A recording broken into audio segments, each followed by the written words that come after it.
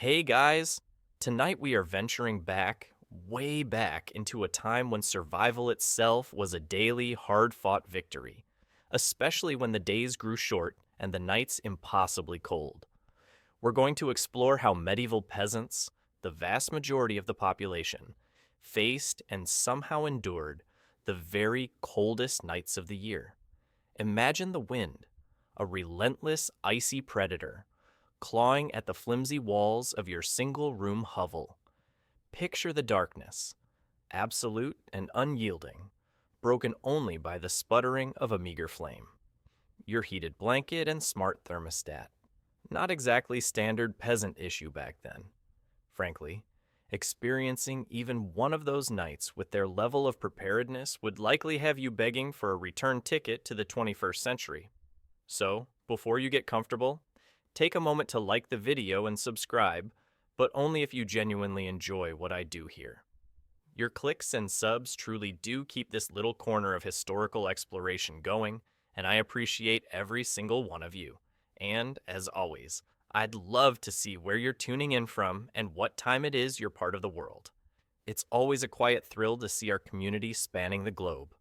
Now, dim the lights, maybe turn on a fan for that soft background hum, and let's ease into tonight's journey together. The first undeniable truth of your medieval peasant life is your intimate connection to the land and its seasons. You don't need a calendar app to tell you that change is in the air. You feel it in the marrow of your bones, see it in the very quality of the light. It's late autumn now, a time of dwindling warmth and growing apprehension. The sun, a once generous friend, now seems weak and distant, its arc across the sky lower and shorter each day. The vibrant greens of summer have long since surrendered to the russets, ochres, and tired browns of the dying year. The last stubborn leaves cling to the skeletal branches of trees, rustling with a dry, papery sound in the strengthening wind, a sound that carries a distinct warning. This isn't the picturesque autumn of pumpkin spice and cozy sweaters. This is the grim prelude to a season of profound hardship. You notice the silence first. The cheerful cacophony of summer birdsong has faded as many have departed for warmer climes, leaving behind only the hardiest sparrows or the occasional mournful caw of a crow. The hum of insects is gone. The air itself feels different, crisper at first, a welcome relief after the summer's labor, but soon it develops a sharper, more menacing edge. Mornings greet you with a delicate lacework of frost on the dead grasses and the roof of your humble dwelling, a beautiful, yet chilling, reminder of what's to come. The dampness, a constant companion in your life, begins to feel more invasive, seeping into your woolen clothes, your straw bedding, and the very walls of your home. Your days are a race against the fading light. You rise before the sun, a sliver of gray in the east, and you work until the last vestiges of twilight force you indoors. Every precious moment of daylight must be used. The final, meager harvest is your obsession. You're digging up the last of the tough root vegetables, turnips, parsnips, perhaps some hardy carrots, from the cold, unyielding earth. Your back aches from bending, your hands are raw and chapped, the dirt ground deep beneath your fingernails. You gather fallen apples, often bruised and imperfect from the orchard, and scour the woods for the last of the nuts, competing with squirrels and other creatures who are just as desperate to build their winter stores. You might jest with a neighbor about the squirrel's impressive nut hoard being a better predictor of a hard winter than the parson's sermons, but a kernel of truth and anxiety lies beneath the humor. The gathering of firewood is perhaps the most critical task of all. You venture further and further into the woods, seeking fallen branches, dead wood, anything that will burn. Every stick is precious. You carry it back on your aching shoulders, or on a crude sledge if you're fortunate, to be stacked carefully near your hovel, a bulwark against the encroaching cold. Peat, if you live in an area where it's available, is cut and dried, adding another source of smoky, slow-burning fuel. Even dried animal dung will be collected and saved. Nothing combustible is wasted. This relentless accumulation of fuel is governed by the unwritten rules of the agricultural calendar, a mainstream historical fact being that these late autumn preparations, like ensuring enough winter fodder for any precious livestock and completing the final plowing before the ground froze solid, were absolutely non-negotiable for surviving the winter. Missing these windows meant almost certain starvation or freezing. As you work, you observe. You watch the thickness of animals' coats, the direction of the wind, the behavior of the clouds.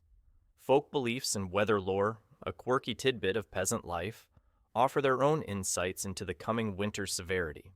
Perhaps an old woman in the village, wise in the ways of nature, has declared that the early departure of certain birds or an unusually thick crop of berries signals a long and brutal cold spell. You might not fully believe all of it, but in a world with so few certainties, any hint, any sign, is noted and discussed in hushed tones with your family and neighbors.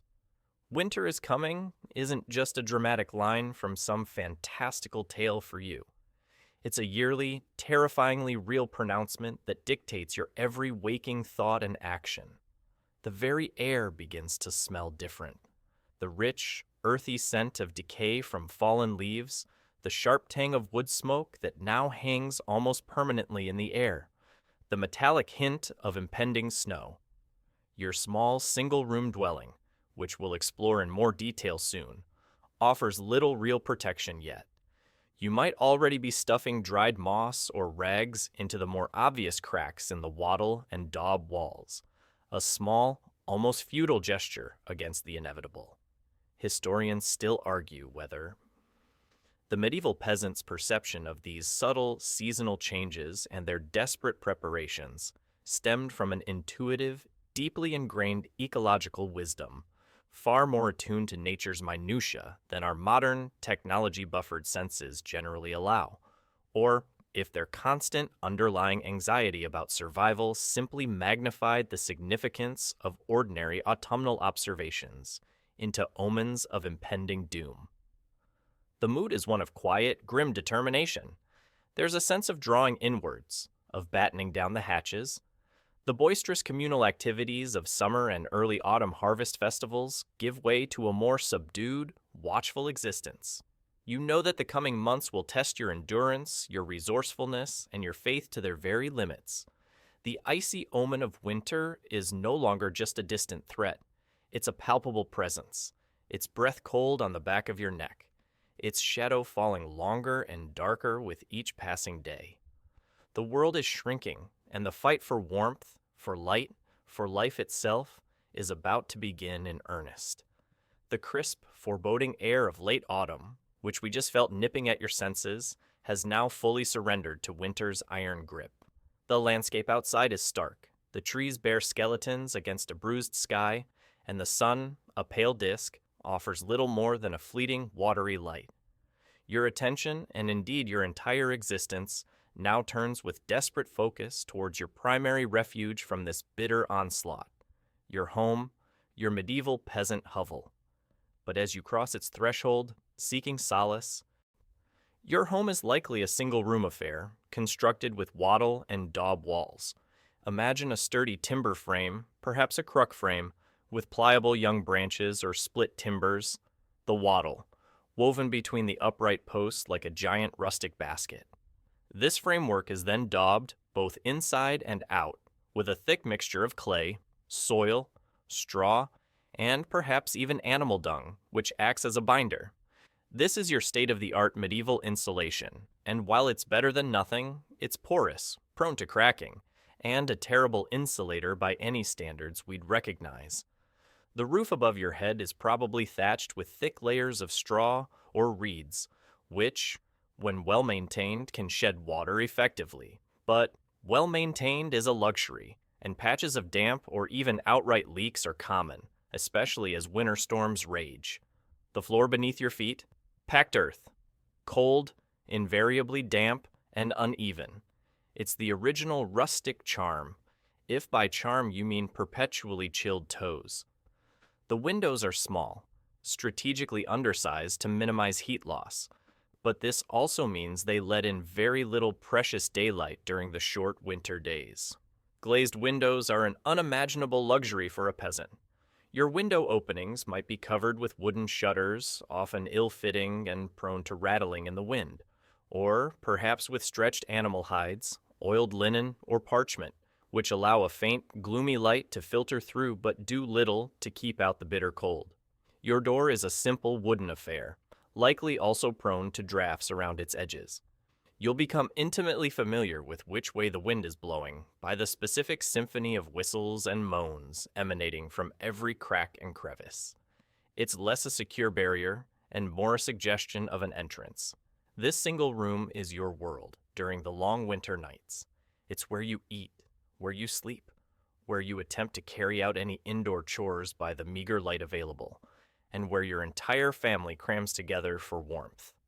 The modern concept of open-plan living is taken to its absolute non-negotiable extreme here, though without the trendy kitchen island or the polished concrete floors. Privacy from each other is minimal. Privacy from the elements is a constant losing battle. The cold inside your hovel isn't just a lack of warmth, it's an active, aggressive presence.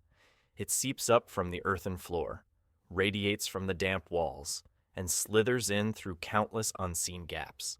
You can feel it in your joints, a dull ache that never quite leaves.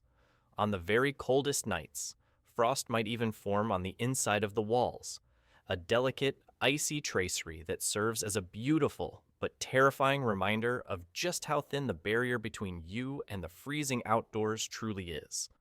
The air is heavy with the smell of damp earth, wood smoke from the central hearth, which we'll tend to in more detail soon, unwashed bodies, and perhaps even the faint, musty aroma of any animals you might shelter with you.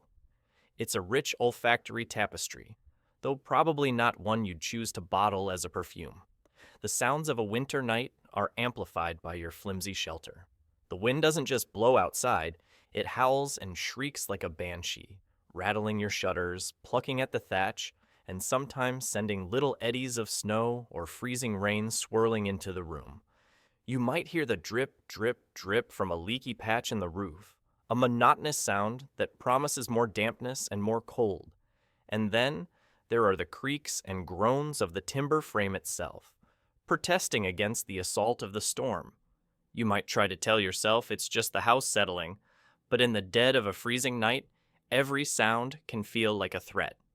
It's a mainstream historical fact that peasant houses across medieval Europe were typically constructed using these methods: wattle-and-daub, cruck frames, thatched roofs, utilizing locally sourced materials. While designs varied regionally, the common theme was a structure built for basic shelter, rather than enduring comfort or sophisticated climate control. These homes were organic in a way, constantly needing repair, and susceptible to decay, fire, and the relentless pressure of the weather. Yet, amidst this rather bleak picture, there are quirky little details. For instance, the constant presence of a smoky fire within the single room, while an irritant to your eyes and lungs, had an unintended side effect. Over years, a thick layer of black, greasy soot would build up on the underside of the thatch and on the inner walls. This sooty layer, while making your home even darker and probably smellier, could have, ironically, helped to seal some of the smaller cracks and pores in the thatch and daub, providing a very slight, accidental improvement in draft exclusion. A double-edged sword, that soot, keeps some wind out, makes you cough all winter. Naturally, the quality and resilience of these dwellings are subjects of discussion.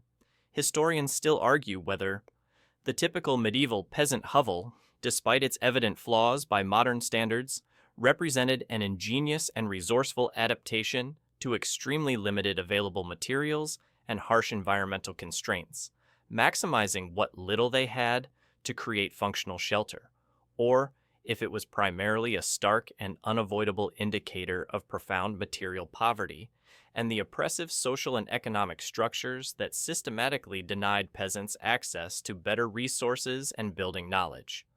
Was your home a testament to your resilience, or a monument to your subjugation? Perhaps a bit of both. Ultimately, your drafty, freezing hovel is your main line of defense against winter's fury. It's where you retreat as darkness falls, hoping to conserve what little warmth you can generate. The wind might feel like it has more right to be inside than you do at times, but it's still your space, your fragile bubble against the vast, indifferent cold. It's a constant reminder of your vulnerability, and it sets the stage perfectly for understanding the absolute, life or death importance of the central hearth, that single, flickering point of heat in an otherwise frozen world. Stepping further into the dim, frigid confines of your medieval peasant hovel, your senses, already reeling from the biting cold that permeates the very structure, are drawn irresistibly towards one focal point, the hearth. This isn't the grand, stone-mantled fireplace of a lord's hall, an emblem of status and comfort. No, your hearth is a far humbler affair, yet it represents the absolute, non-negotiable heart of your home, the sacred, smoky altar upon which your family's survival during the coldest nights of the year will depend. It's your primary source of heat, your only means of cooking, a meager provider of light in the oppressive darkness, and the natural gathering place for your huddled family.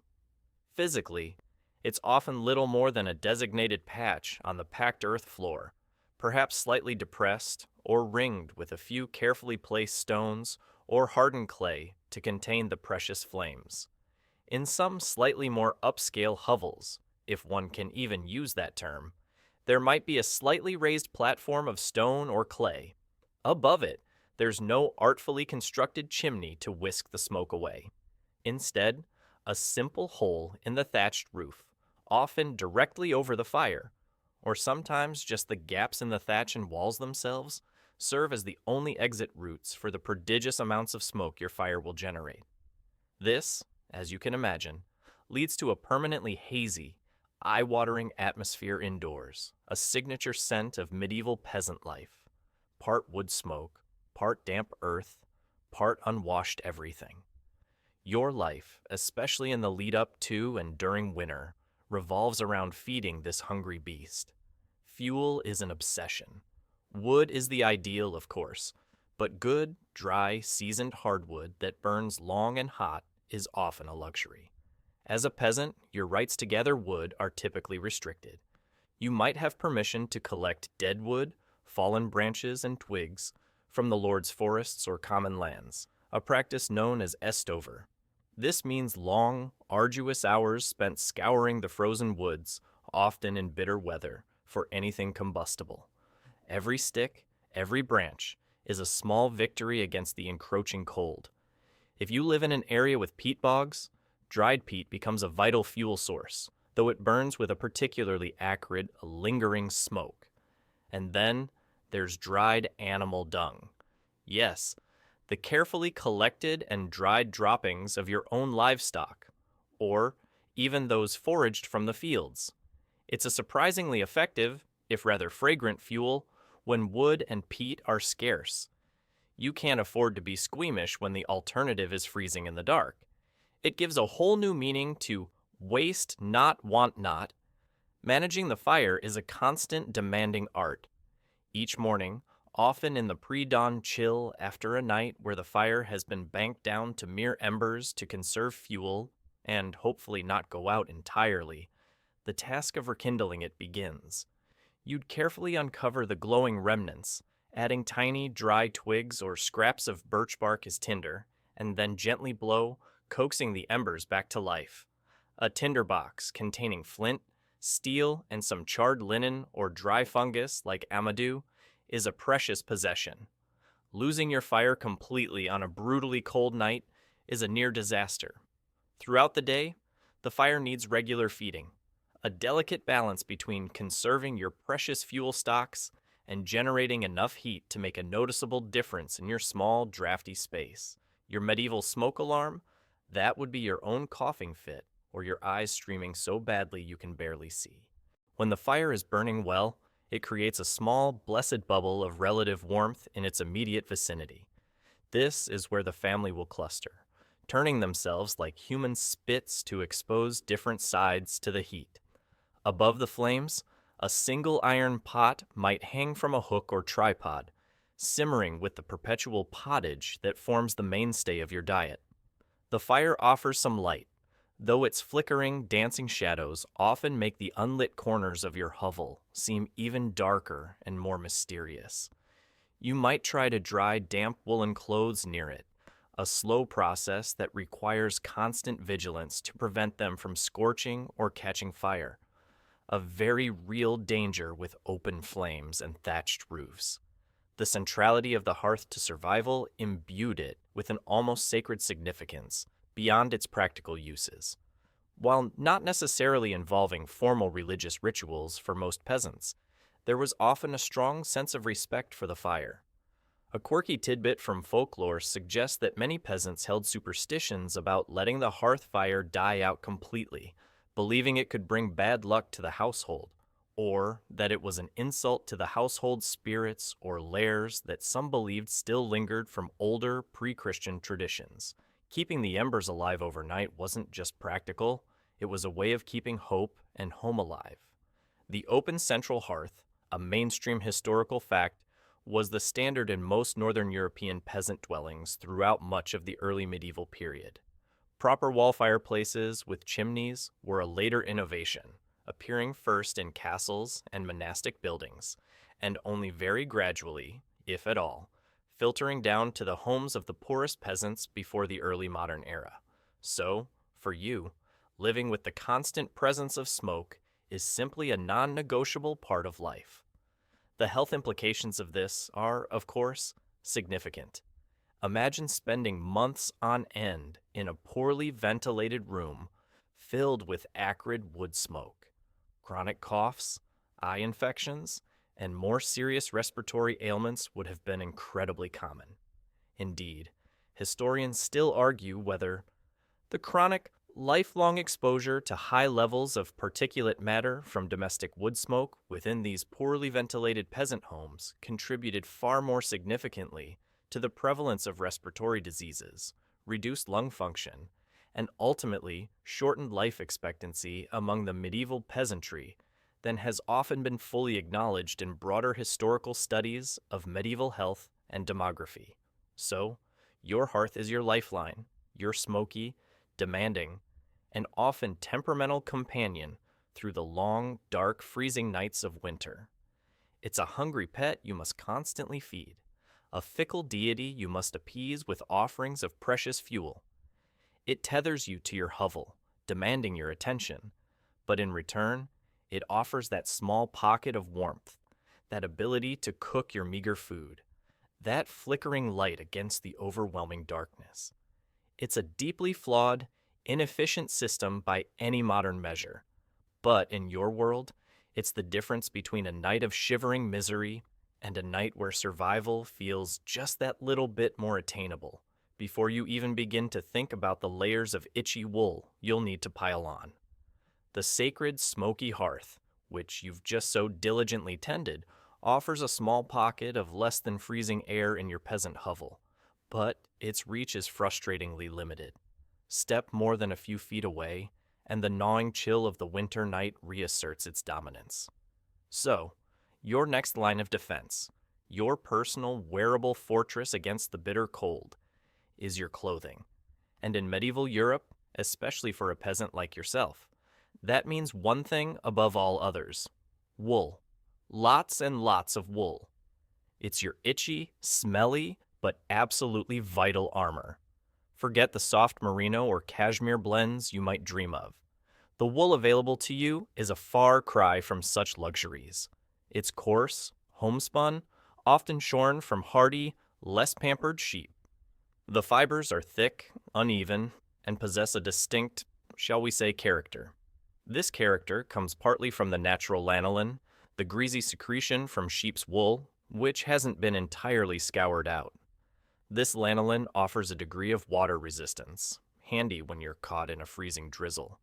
But it also contributes to wool's unique, slightly gamey aroma, especially when damp and mingling with the ever-present wood smoke and the scent of unwashed human.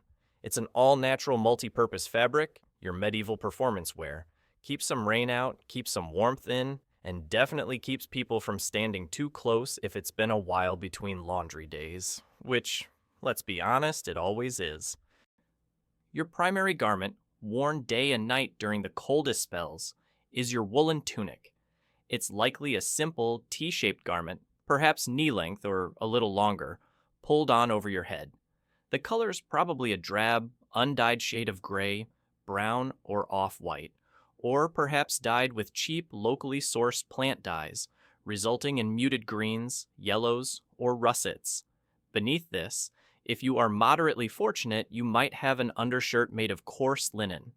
Linen is marginally softer against the skin than raw wool, but it's still a rough, unyielding fabric by modern standards, and offers little in the way of warmth itself.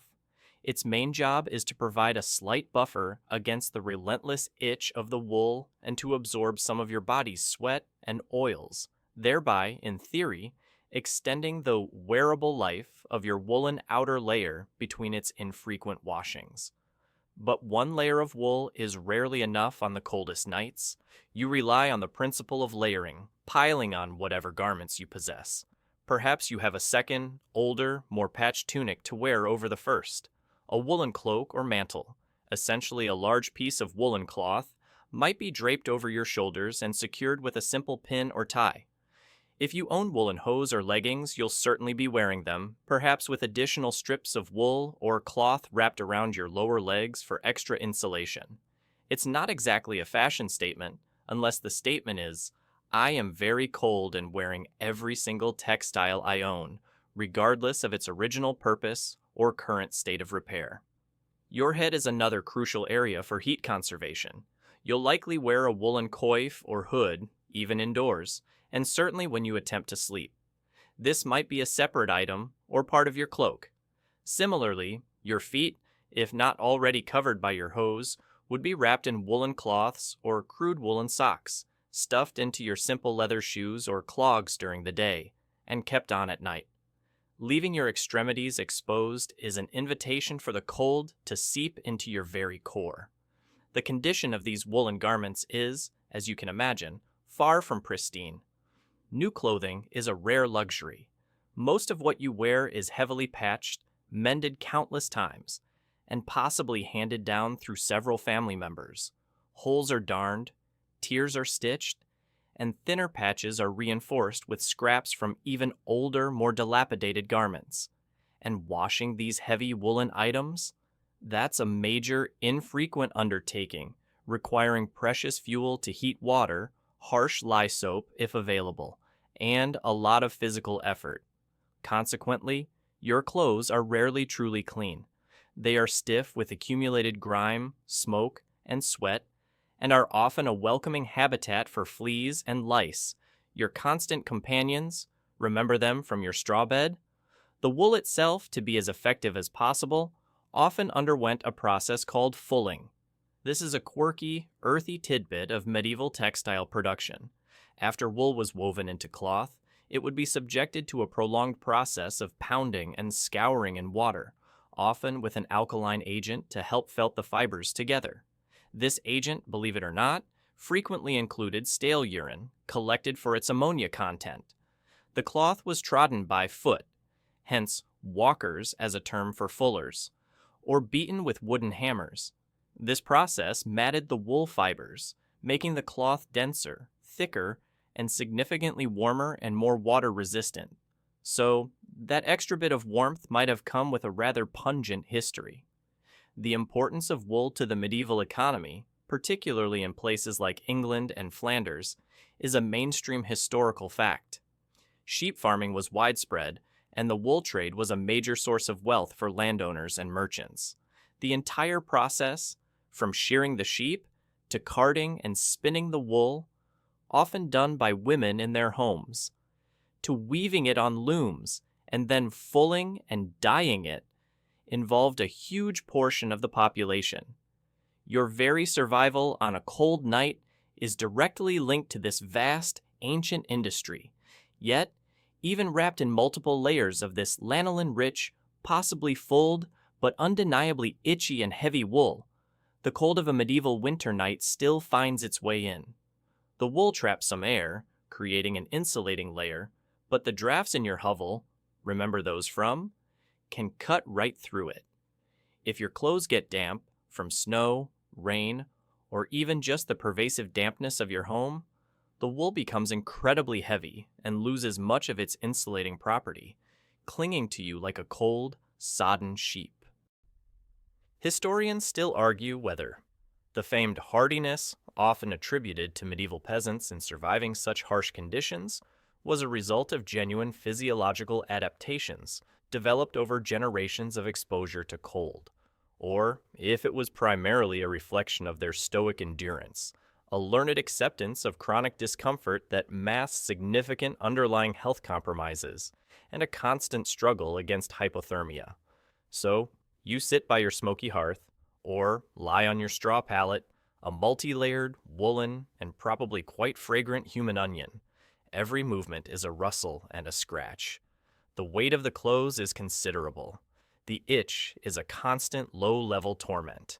It's a far cry from slipping into a soft fleece onesie. This is your armor against the night, your itchy, vital shield. And as you pull your hood tighter and tuck your hands into your sleeves, you know that even this formidable defense is often not quite enough, leading you to the next, perhaps most primal, strategy for survival: the shared warmth of other bodies.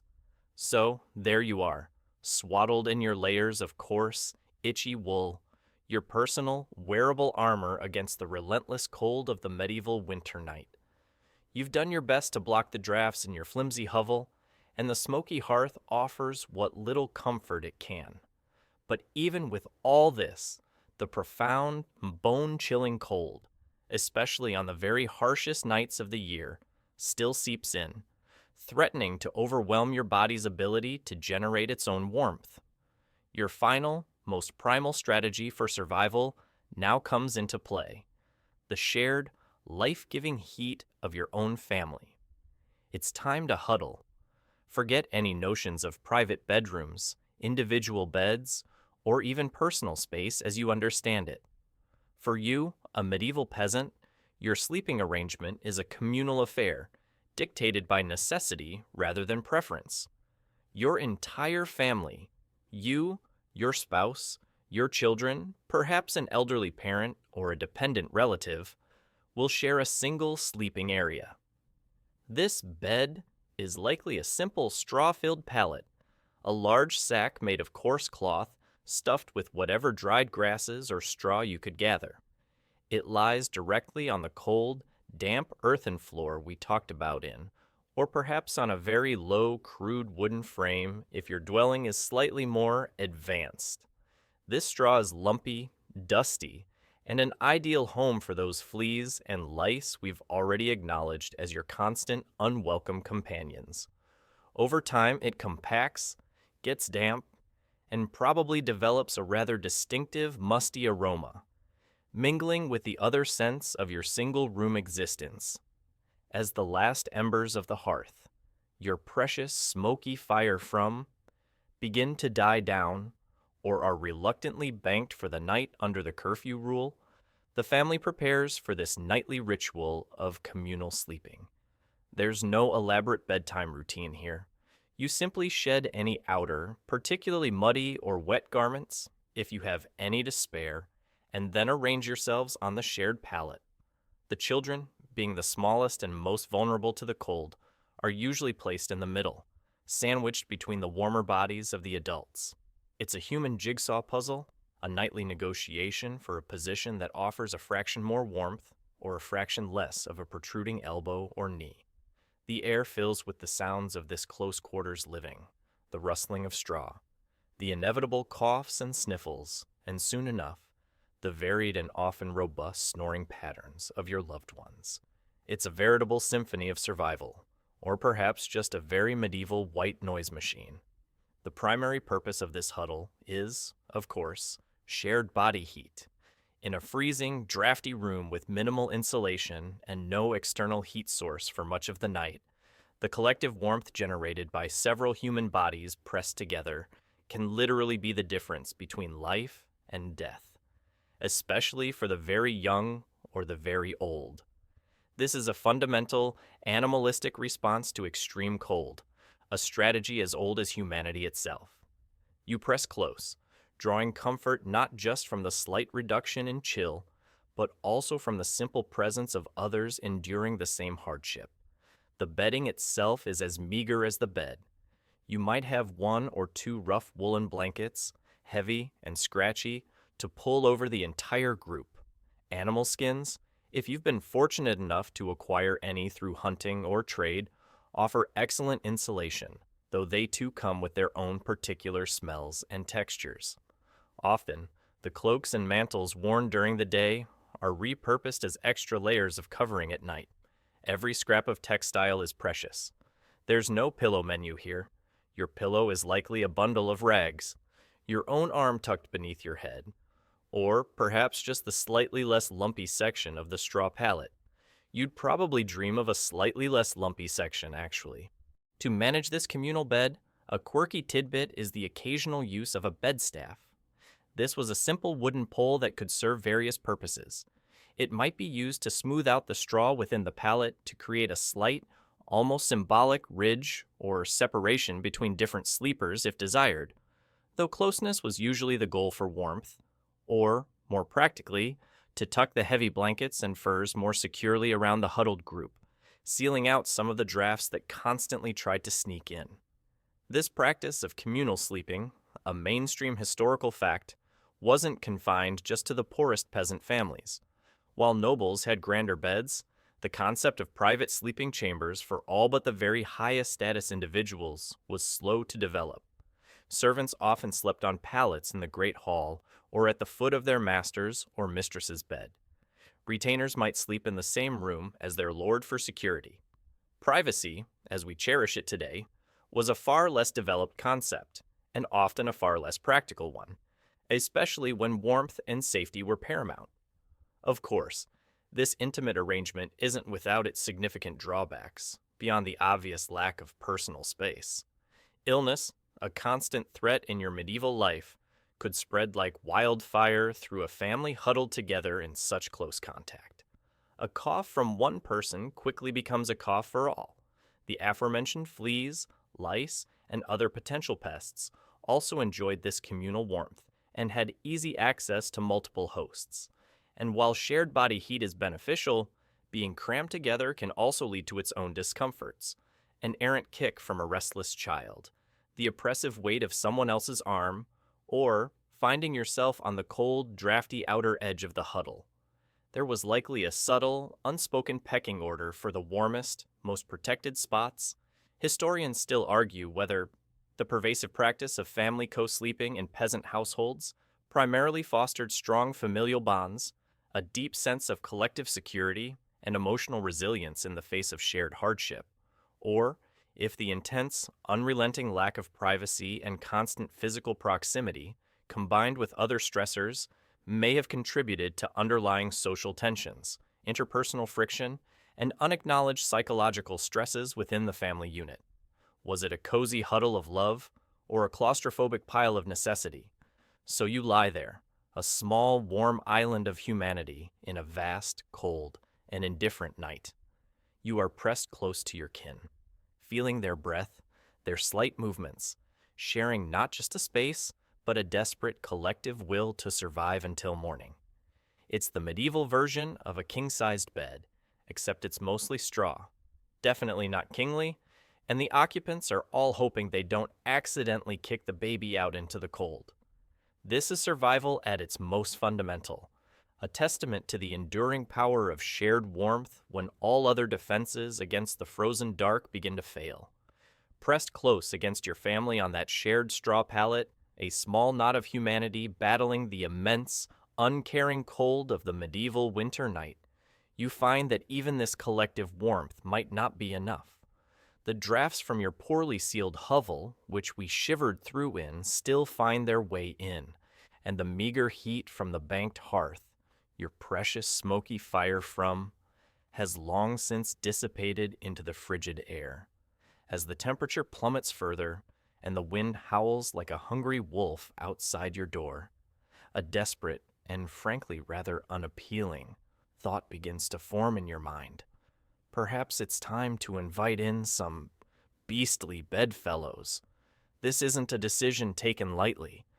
Your livestock, your scrawny cow if you're fortunate, your precious few sheep, your pigs, your handful of chickens, are your most valuable worldly possessions, your insurance against utter starvation. Protecting them from the worst of the winter is paramount. But bringing them inside your already cramped single-room dwelling, that's a different level of intimacy altogether, a true measure of how dire the circumstances have become. You wouldn't be bringing in the whole herd, of course. You'd select the most vulnerable, or perhaps the most valuable, a newborn calf struggling against the cold, a prized ewe about to lamb, a couple of piglets, or your laying hens whose eggs are a vital source of protein.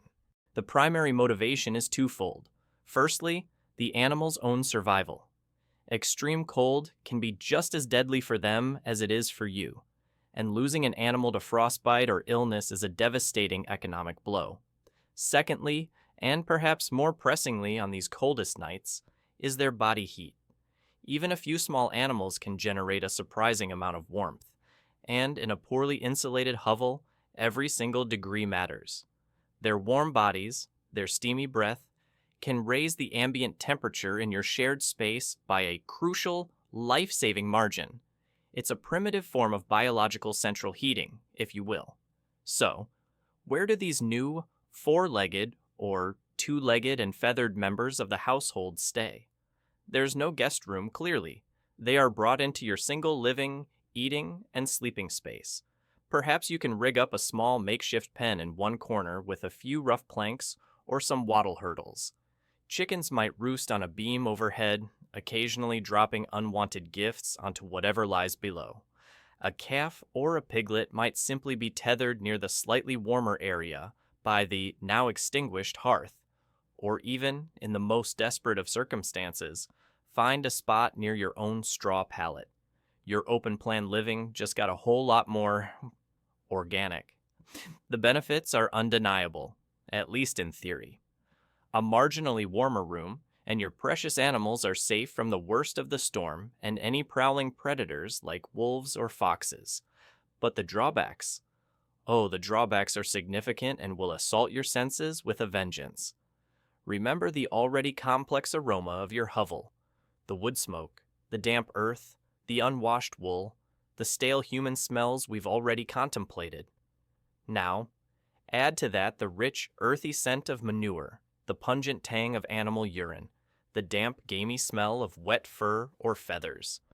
Your personal medieval perfume from just got a powerful new bass note. It's an olfactory experience that would make a modern farmer's barn seem like a high-end spa by comparison. And the noise. You thought your Uncle Ethelred's snoring was bad?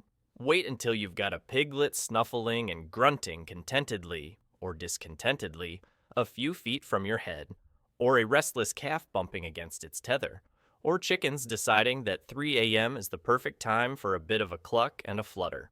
Sleep, already a fragmented and uncomfortable affair, becomes even more elusive. It's like having a living, breathing, and occasionally defecating hot water bottle, complete with its own unpredictable sound effects.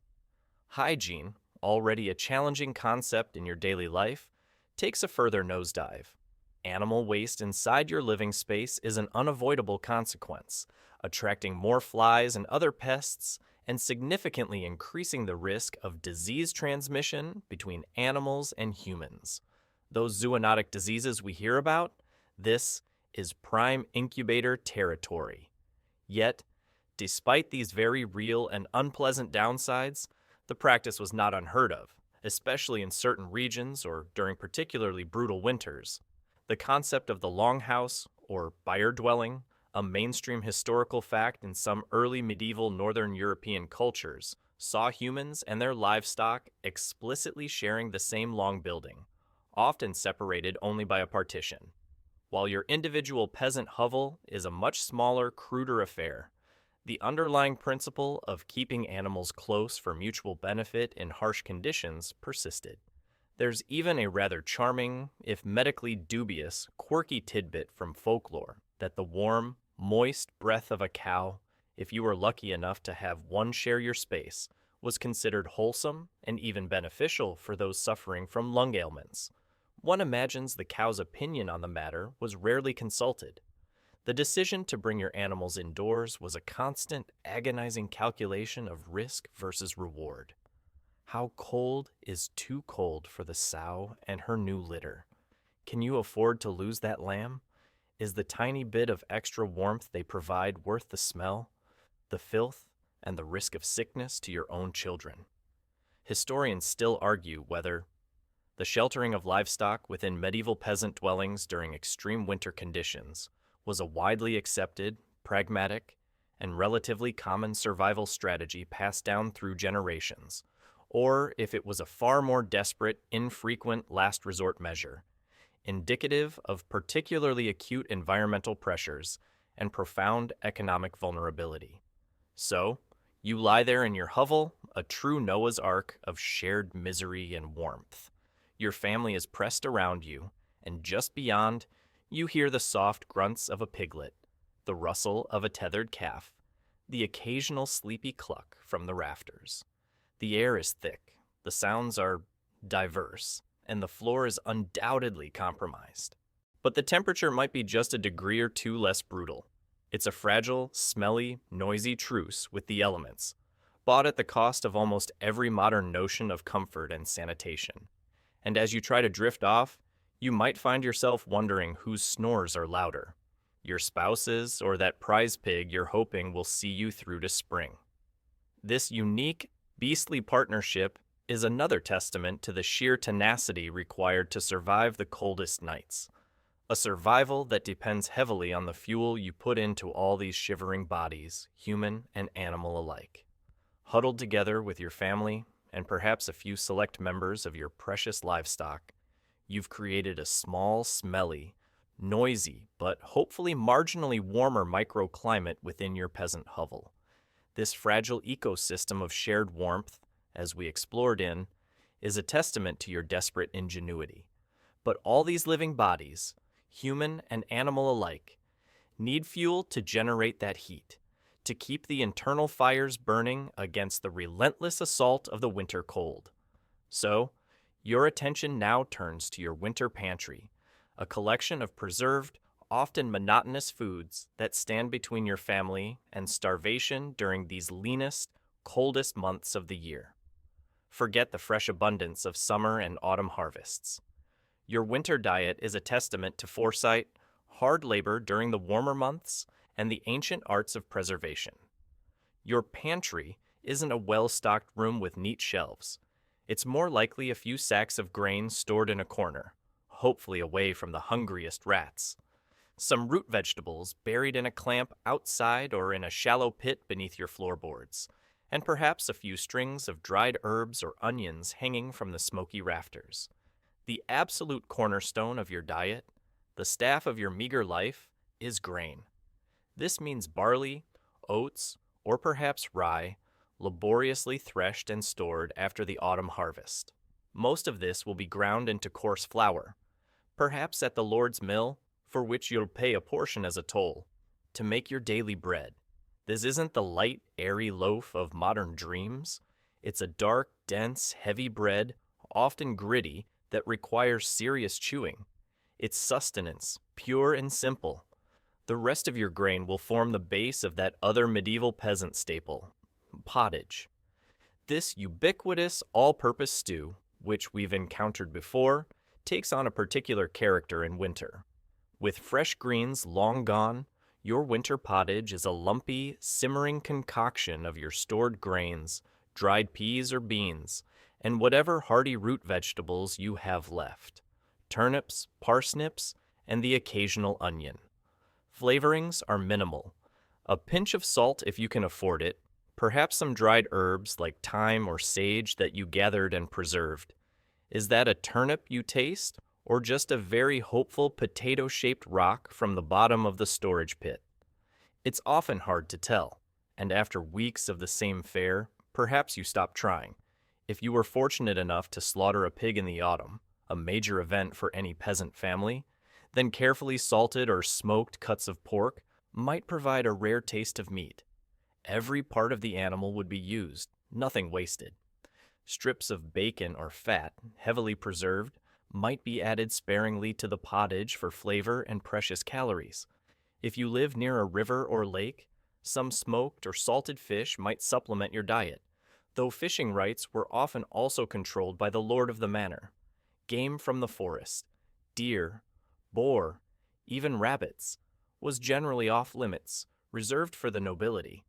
Poaching was a risky and often brutally punished endeavor, though a desperate peasant might still try their luck. Dairy products are scarce in the depths of winter. Your single cow, if you own one, is likely dry. Her milk production ceased until she calves again in the spring.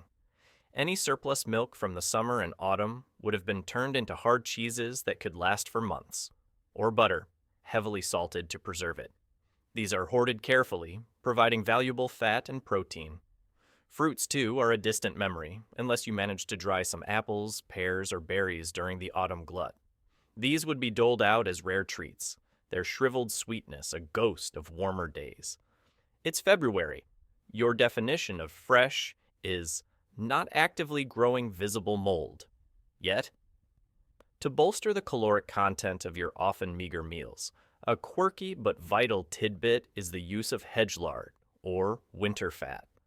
This wasn't the prime lard rendered from a freshly slaughtered pig, but rather any available animal fat, perhaps from mutton or beef, if a beast died or was cold, or the scrapings and trimmings from your own pig, carefully rendered down and stored in an earthenware pot. A small spoonful of this solidified fat might be added to the daily pottage, or spread very thinly on a piece of coarse bread. It provided much-needed energy, a dense source of calories to help your body generate heat and endure the back-breaking labor that continued even in winter, albeit at a reduced pace. The methods of preservation you rely on, primarily salting, smoking, and drying, are ancient and effective, a mainstream historical fact crucial to survival before the advent of refrigeration.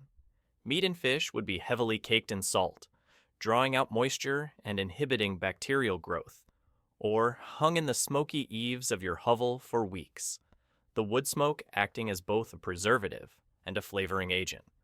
Vegetables were stored in cool, dark places, or sometimes pickled if you had access to vinegar or the means to ferment them, like sauerkraut. These techniques didn't always guarantee perfect preservation, and food spoilage was a constant worry, but they were the best you had. The overriding anxiety throughout the winter months is whether your carefully hoarded stores will last until the first new growth of spring. Every meal is a calculation. You ration carefully, your stomach often rumbling with a hunger that is never quite satisfied. The specter of the hungry gap, that lean period in late winter and early spring, when last year's stores are exhausted and the new crops have yet to mature, looms large in your mind. A failed harvest the previous autumn, or an unusually long and harsh winter, could tip a peasant family from meager sufficiency into outright starvation. Nutritionally, your winter diet is likely far from balanced. While it might provide enough bulk to fill your belly, it's often deficient in essential vitamins, particularly vitamin C, leading to conditions like scurvy if fresh greens are absent for too long. The sheer monotony of the food, day after day of the same coarse bread and lumpy pottage, would be psychologically wearing.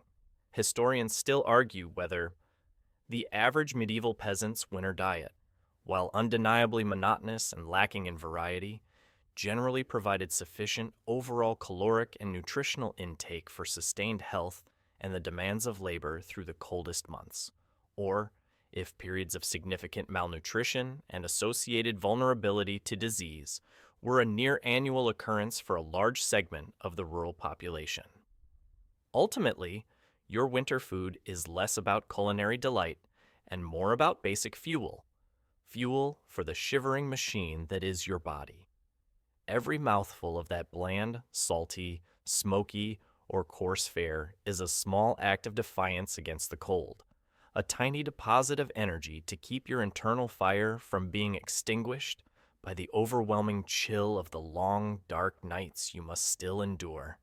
Having consumed your meager winter meal, that bland but necessary fuel we just considered in, you now face the longest and arguably most challenging part of your day, the medieval winter night.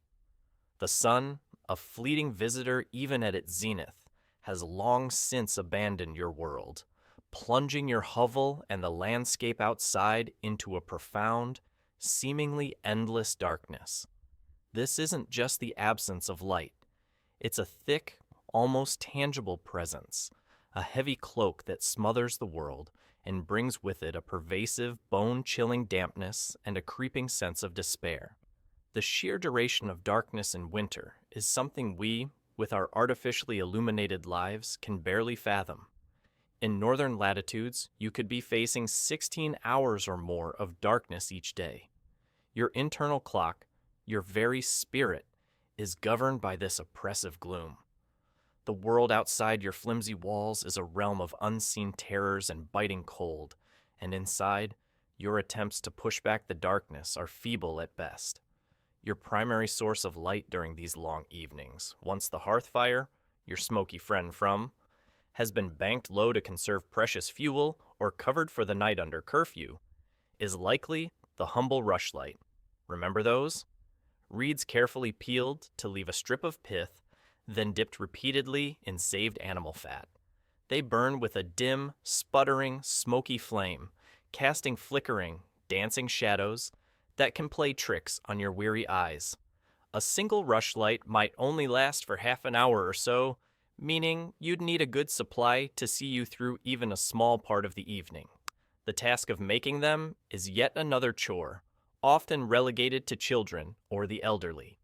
The moment when a sputtering rushlight finally gives up the ghost, plunging your small space into near-total blackness, is a familiar and always unwelcome punctuation to your evening. It's the medieval equivalent of your phone battery dying when you're halfway through a very important, anything. If you're exceptionally prosperous for a peasant, or have been particularly frugal with your fat reserves, you might possess a tallow candle.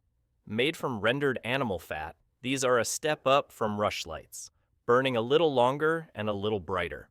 But they come with their own distinct, often unpleasant odor of hot, slightly rancid fat, and they produce a greasy smoke that blackens your walls and irritates your lungs.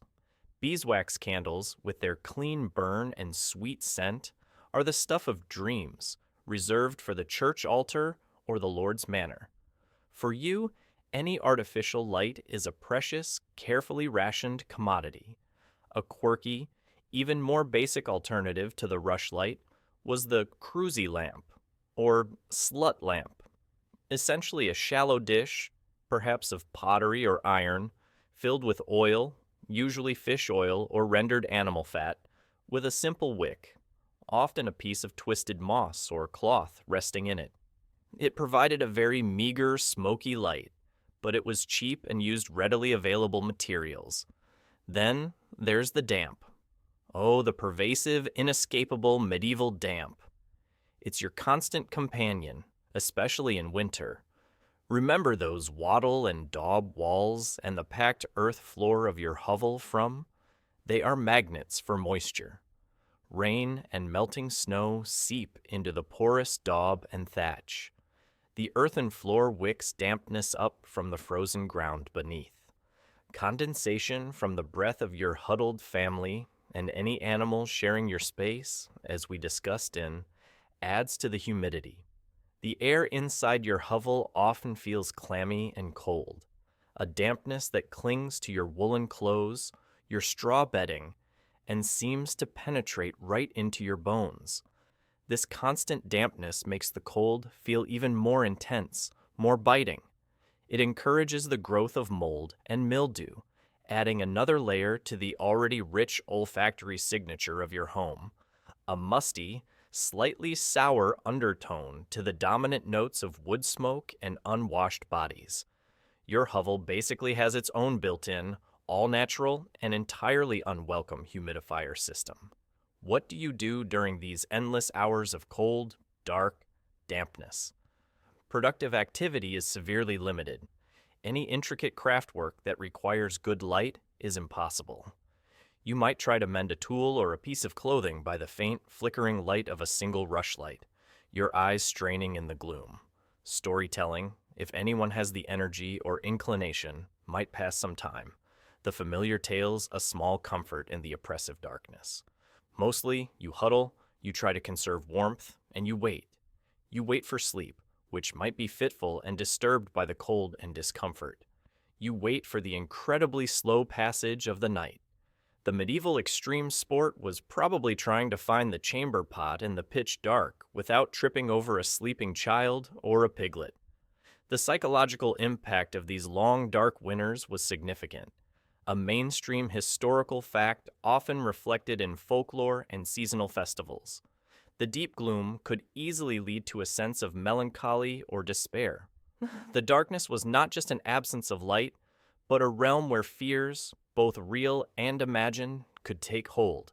It's no wonder that midwinter festivals like Christmas, with its promise of returning light, were so important, offering a vital spark of hope and communal cheer in the bleakest part of the year. Historians still argue whether the recurring descriptions of winter, despair, or melancholy found in some medieval texts and chronicles accurately reflect the widespread psychological toll of prolonged darkness, cold, and hardship specifically on the peasant population, or if these accounts are perhaps more a literary convention of the time, or even a reflection of elite anxieties and observations projected onto the common folk who may have had different, more stoic or pragmatic coping mechanisms. For you, though, as you sit or lie in your freezing, damp, and near total darkness, the feeling is one of being trapped, of time stretching out interminably. Every gust of wind, every drip of water from the leaky thatch, every rustle in the straw is magnified. The world shrinks to the confines of your small, cold hovel, and the vast, frigid emptiness of the night presses in from all sides. It's an atmosphere where every small worry can fester, every superstition can feel chillingly real, and the simple hope for dawn feels like a distant, almost unattainable dream. The long, freezing, and profoundly dark medieval winter night, which we've just felt settle over your peasant hovel in, does more than just chill your bones and strain your eyes. It works on your mind, breeding a host of anxieties and fears that are magnified by the cold, the damp, and the oppressive gloom. The first and perhaps most primal fear that gnaws at you is the fear of starvation. You remember the state of your meager winter pantry, those carefully hoarded supplies we considered in. Even with the most stringent rationing, the thought that they might not last until spring is a constant cold companion. Every rumble in your own stomach, every whimper from a hungry child beside you in the shared straw bed, is a stark reminder of your precarious hold on survival. You might find yourself endlessly calculating how many more weeks of winter, how much grain is left in the sack. Will the salted pork see you through? Sleep, when it comes, might be filled with dreams of feasting, or more likely, nightmares of empty larders and a barren, frozen earth. Then there's the fear of illness and death, a fear made all the more potent by the biting cold and your very limited means of combating sickness. The damp chill of your hovel, the smoky air from the hearth, the close proximity to others. It's a perfect breeding ground for coughs, fevers, and lung ailments. You listen anxiously to every rasping breath, every sniffle, acutely aware of how quickly a simple cold can turn into something far more serious, especially for the very young or the elderly members of your family. Medical help, as we know from general medieval realities, is rudimentary at best, often non-existent for a poor peasant in a remote village. The fear of losing a loved one during these harsh months, or of succumbing yourself and leaving your family destitute, is a heavy weight on your heart. And in a deeply religious age, the fear of dying unshriven, without a final confession and the rites of the church, adds a spiritual terror to the physical one. The darkness outside your flimsy walls also seems to conceal a multitude of real-world predators. If you live in a more isolated hovel, The howl of a wolf pack, emboldened by hunger and the deep snows that drive them closer to human settlements, can send shivers down your spine. You pray that your door is strong enough, that your small livestock, perhaps huddled with you, as we imagined in, are secure. Even inside the rustling and gnawing of rats and mice, more active and audacious in the quiet of the night, serve as a constant, unsettling reminder of the creatures that share your meager space and compete for your even more meager food. And what about human predators? Desperate vagrants, driven by hunger and cold, or even opportunistic bandits, might see your isolated hovel as an easy target, especially under the cover of a stormy winter night. You have so many things to worry about. It's a wonder you find time for actual sleep. At least there's never a dull or particularly restful moment. Beyond these tangible threats, the frigid darkness is a fertile breeding ground for supernatural fears. As we touched upon the medieval world is one where the veil between the physical and spiritual realms is perceived as incredibly thin, and never more so than during the long, dark nights of winter. Ghosts of the unquiet dead, spirits of those who died tragically or without proper burial, are widely believed to wander the earth, their mournful cries sometimes imagined in the sighing of the wind. Demons and the devil himself are thought to be particularly active during hours of darkness, seeking to tempt vulnerable souls, sow discord, or inflict misfortune. The witching hour, that deadest part of the night, is a time when malevolent magic, curses, or the unwelcome attention of witches or ill-intentioned fairies from lingering folk traditions are most feared. The monster under your bed might be imaginary, but the rats on your bed, or at least very nearby, are quite real, and it's hard to decide which is worse. A particularly vivid and unsettling nocturnal fear, a quirky tidbit of medieval folklore, was the belief in the nightmare. This wasn't just a bad dream, but an actual demonic entity, often female, believed to sit upon a sleeper's chest, causing terrifying sensations of suffocation, paralysis, and horrifying visions. To ward off such unwelcome visitors, peasants might whisper specific night spells or protective rhymes before attempting sleep, often a curious blend of Christian prayers and older folk charms. You might cross yourself, recite a paternoster, and then perhaps whisper a charm invoking a particular saint's protection over your home and all who sleep within, or one specifically designed to keep the nightmare and her shadowy cohort at bay. This strong medieval belief in the active presence and influence of the supernatural, angels, demons, saints, spirits, and the efficacy of magic, is a mainstream historical fact. This belief system wasn't just a collection of quaint superstitions. It provided a framework for understanding a world that was often unpredictable, dangerous, and beyond direct human control. Misfortune, illness, or even a sudden storm could be readily attributed to divine displeasure, demonic interference, or malevolent witchcraft. Your own faith, your prayers to God, the Virgin Mary, and your patron saints becomes an even more vital anchor during these fearful nights. Your medieval sleep meditation might consist of frantically cycling through every saint you can recall, begging for their intercession and protection for your family. You cling to your rosary beads, if you have them, their familiar feel a small comfort in the oppressive blackness. The origins and functions of these intense supernatural beliefs are complex.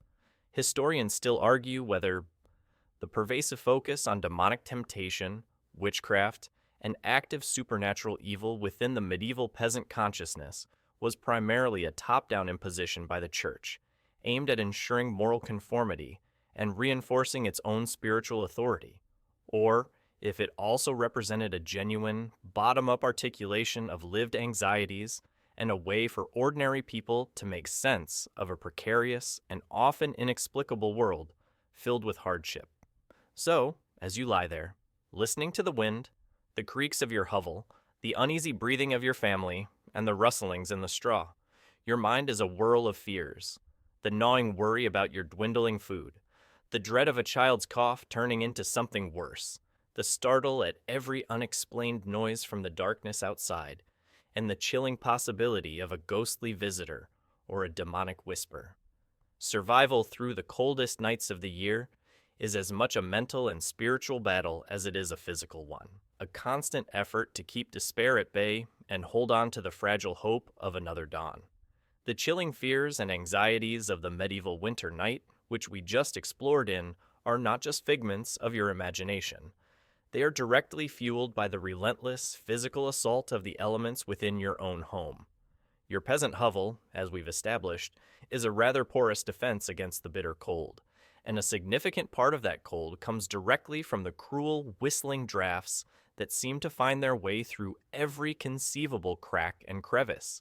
So, a constant, desperate battle during these frigid months is the attempt to stuff those cracks and block those drafts using whatever materials you can scavenge. Your dwelling, a masterpiece of wattle-and-daub construction, as detailed might as well have a smart ventilation system, one that ensures a steady, chilling airflow through every part of the single room, whether you want it or not. The wind, winter's icy breath, doesn't just politely knock.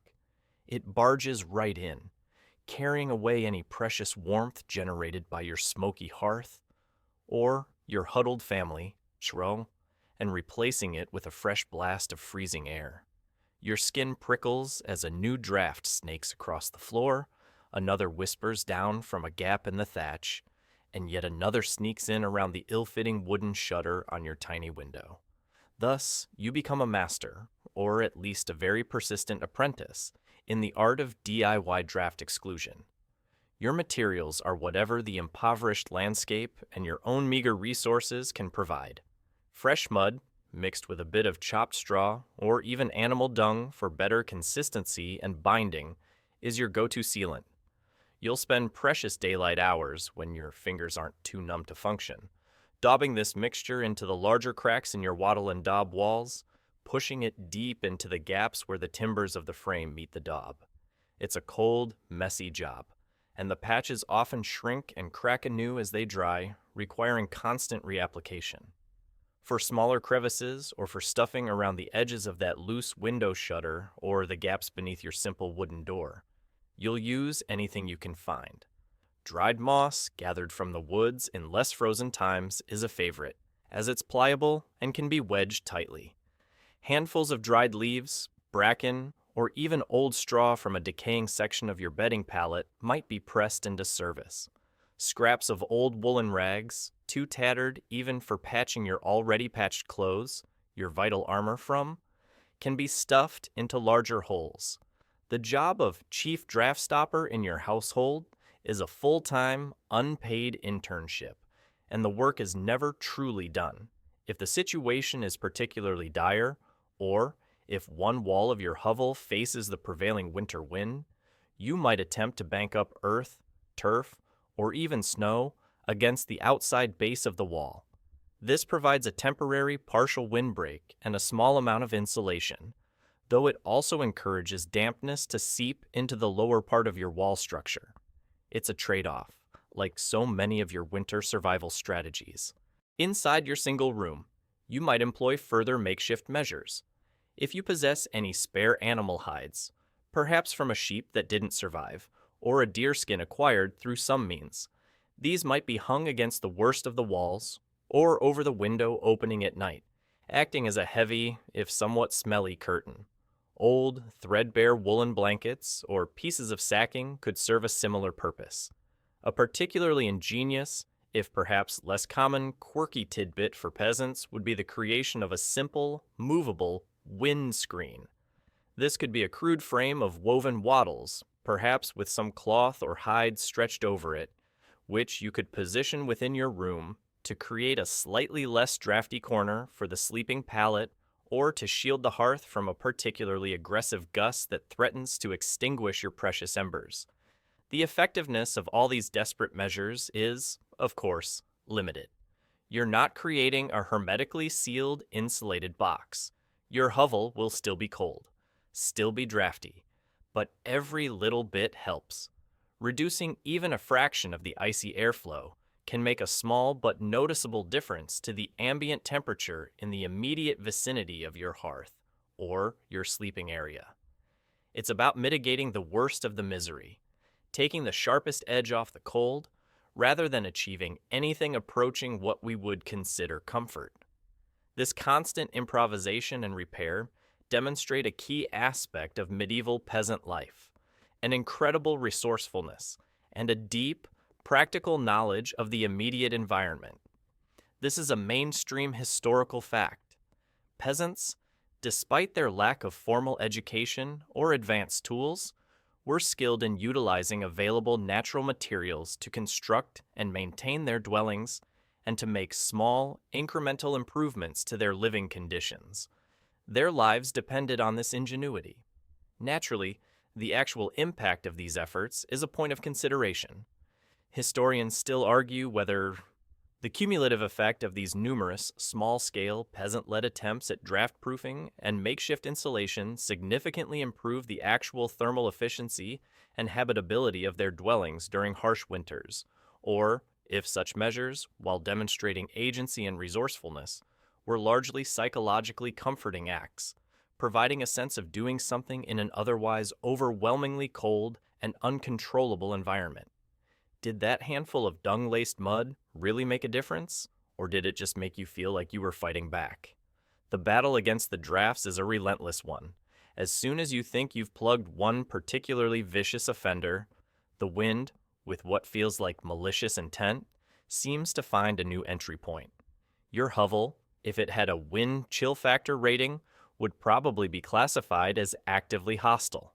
Yet, you persist, because every small reduction in the icy flow of air means a slightly better chance of conserving the precious warmth from your fire, that sacred smoky center of your winter world.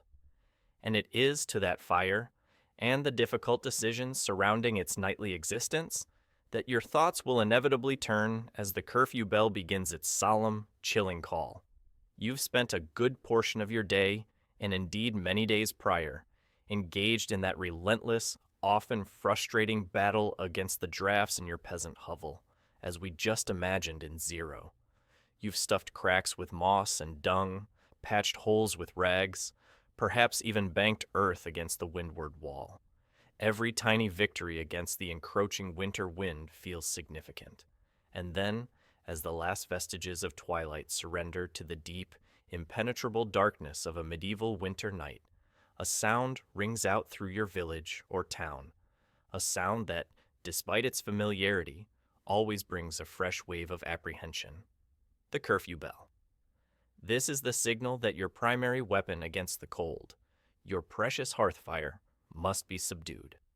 The word curfew itself, a mainstream historical fact, comes directly from the Old French couvre-feu, meaning quite literally cover fire. Its tolling, usually from the church bell or a designated town bell, is a nightly ritual across much of medieval Europe. This isn't some arbitrary party pooper signal, though it certainly puts a damper on any lingering evening activities, if activities beyond huddling for warmth were even on your agenda. The primary and very serious purpose of the curfew was fire prevention. In tightly packed communities of wooden, thatched roof buildings like yours, an untended fire, or even just an overly enthusiastic one, could easily spark a catastrophic blaze that could engulf an entire village or town quarter in terrifyingly short order. Everyone knew the horrific potential of fire, and the curfew was a communal agreement, enforced by local authorities, to minimize that ever-present risk. For you, however, this public safety measure presents a cruel dilemma. To obey the curfew means to drastically reduce, or practically extinguish, your main source of heat and light, just as the night's cold deepens to its most brutal. It's a direct conflict. The safety of the community from fire versus your family's immediate safety from freezing. It's a choice between freezing slowly in the dark, or risking a fine, public admonishment, or even a more severe punishment if you're caught flouting the rule, not to mention the horrifying guilt if your unattended fire did cause a disaster. It's the medieval equivalent of choosing between a rock and a very, very cold, hard place. So, with a heavy heart and a growing sense of the encroaching chill, you begin the nightly ritual of covering the fire. You don't want to extinguish it completely if you can help it, because rekindling it from scratch in the morning with flint and steel, as we touched upon is a laborious process, especially with potentially damp tinder. The goal is to bank the embers, to preserve a core of heat that can be coaxed back to life at dawn. You'll carefully push the remaining logs and glowing coals together into a tight mound. Then, you'll cover this mound with a thick layer of ashes saved from previous fires, or perhaps with pieces of turf, or a large flat stone if you have one that fits. Some wealthier households might have possessed a metal curfew, a dome-shaped cover specifically designed for this purpose, but for you, it's more likely the readily available ashes. As the embers are covered, the already dim light in your hovel fades to almost nothing, leaving only the faintest, dull red glow, if that. The small pocket of warmth that radiated from the hearth shrinks rapidly. The temperature in your single room, already frigid, begins to plummet noticeably. The psychological shift is palpable. The fire, with its dancing light and comforting crackle, was a living presence, a focal point of hope and relative comfort. Its suppression leaves a void, a sense of increased vulnerability to the dark and the cold that now press in with renewed intensity.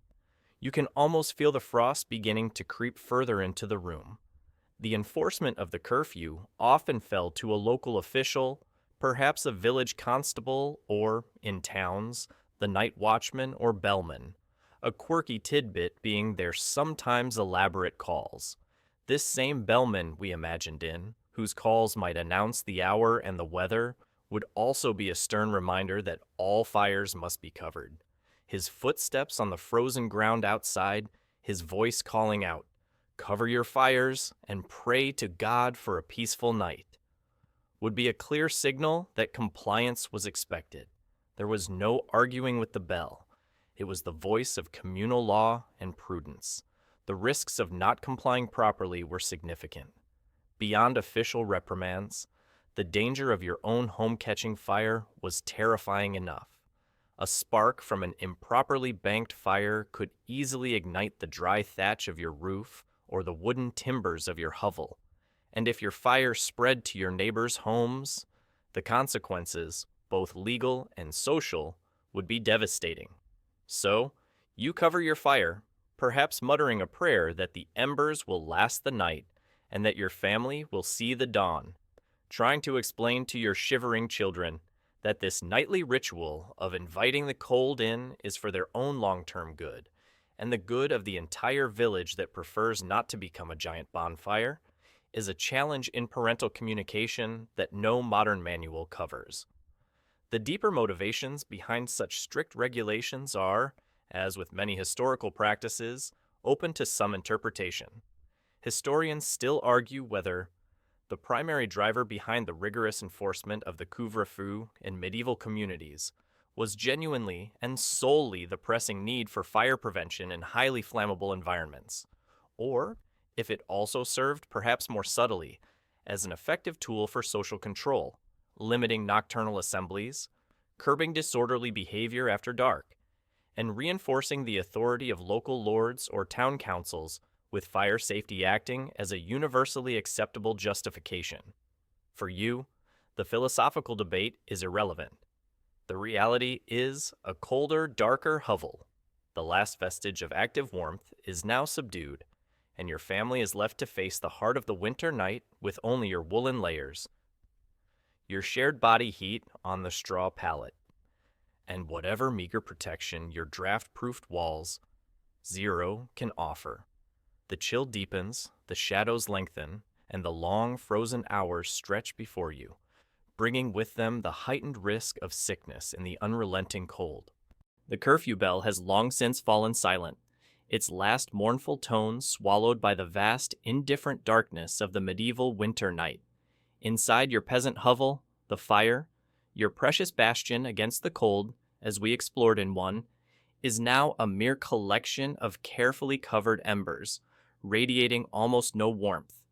The temperature plummets further, and the cold, damp air, thick with the lingering scent of wood smoke and unwashed wool, becomes a breeding ground for a host of winter ailments.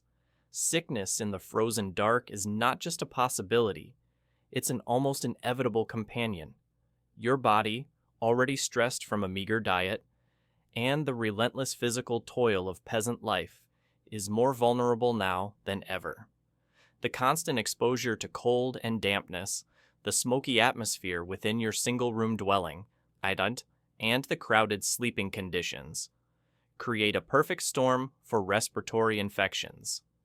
The night air in your hovel is often punctuated by a symphony of coughs, dry, hacking coughs that rack your own chest, wheezing coughs from an elderly parent, the croupy, barking cough of a small child.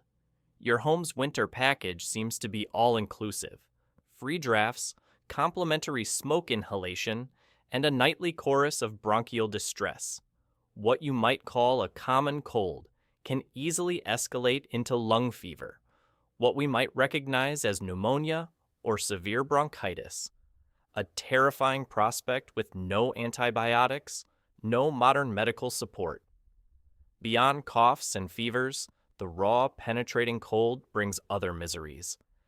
Aches and pains settle deep into your joints, a dull, persistent torment that makes every movement a trial. Chilblains, those itchy, swollen, and painful inflammations of the skin caused by repeated exposure to cold, plague your fingers, toes, ears, and nose.